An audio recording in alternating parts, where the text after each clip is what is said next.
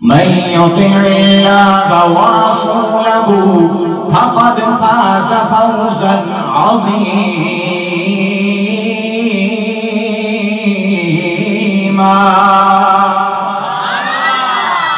میرا کریم رب فرماتا ہے جس نے حکم خدا کو مانا، جس نے حکم مصطفیٰ کو مانا، فوز و فلاح اس کا مقدر ہے، کامیابی اس کا مقدر ہے. تو پتہ چلا حکم خدا کو ماننے، حکم مصطفیٰ کو ماننے کا پہلا صلہ یہ ہے کہ اللہ فوز و فلاح اور کامیابی اس کا مقدر بنا دیتا ہے.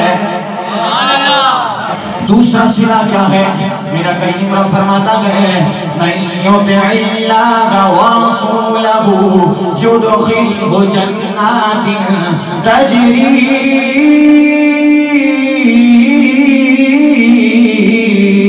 من تحتها الانہار.